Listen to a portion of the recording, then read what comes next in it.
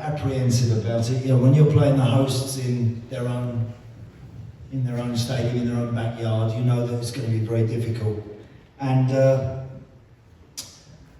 great story regarding Big Jack before that game. So you get to the ground 2 or 3 hours beforehand, and you're hanging around, and you then you start to get ready, and you get changed, and you get ready to go, and all of a sudden, we started to hear quite a lot of noise and commotion out in the corridor outside the dressing room. And this is about 7 minutes before we're about to walk out into the field. And there's a lot of noise out there, and there's a lot of commotion. And there was this one voice, a booming voice, a loud voice amongst it all. And Jack was just going through his team talk, and he was saying, Mick, Kevin, get tight. Andy, Paul, Quinny, John, Kevin, Ray, Stan, and he was Chris, and he was going through everything. And this voice we kept hearing these noises outside the room. So he turns to Maurice Septus, Jack, and he said, Maurice, and just pointed to the door.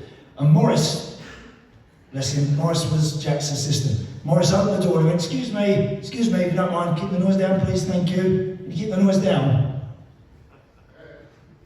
So all of a sudden he went down a bit, and then Jack carried on, and all of a sudden that noise started again. At which point, typical Jack, he's now boiling. He goes over to the door, he opens the door, and he tells these people like where to go, like you've never fucking heard in your life. He tells them where to go.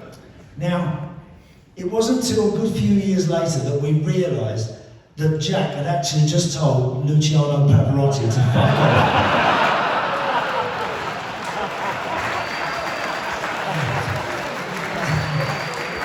That's a very true story.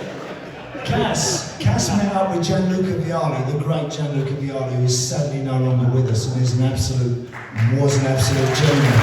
And Cass said, he was speaking to Gianluca, and Gianluca said to him, Cass, you must tell me, Jackie told him, he said, everybody loves Pavarotti, everybody loves Pavarotti.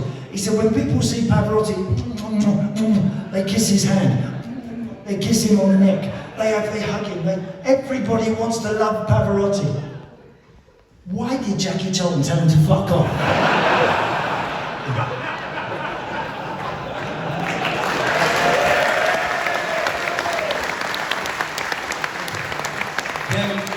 Kevin Moore, I'll just ask you, you seem like the most reasonable out of all of them. How many of these stories are... That's not very difficult, is it? No, but how many stories are true, Kevin?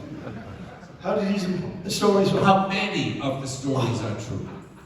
All of them. Believe it, they all are. We were discussing this today. We were in a group and we were chatting about everything, what happened. And the one thing that came clear with everything we talked about was every single story, everything we laughed about, Jack Charlton was involved in it. Everything he did was funny. He didn't know it, but we did.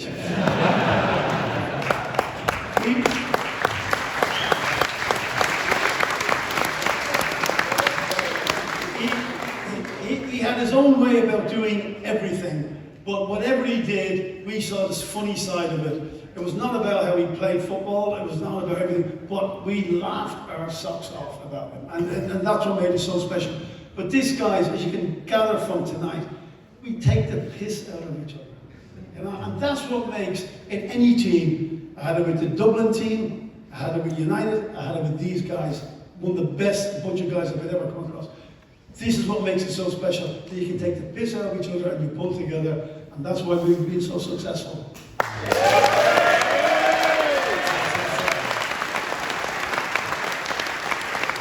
I'll ask all of you now, if you look back at the Italy game, because it was one of your countries, I'm not from here, but one of the best performances you've ever put in. Have you any unique thoughts on that day that said, we might have won if he hadn't done that, the bastard?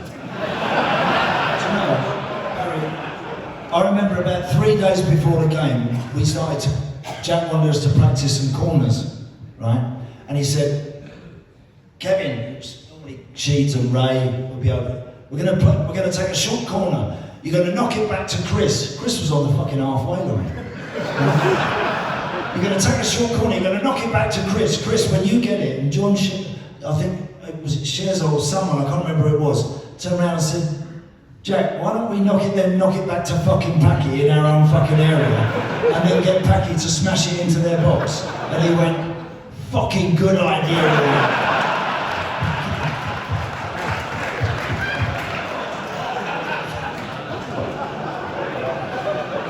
I have to stop you there. I just got a quick call in from Jerry Payton.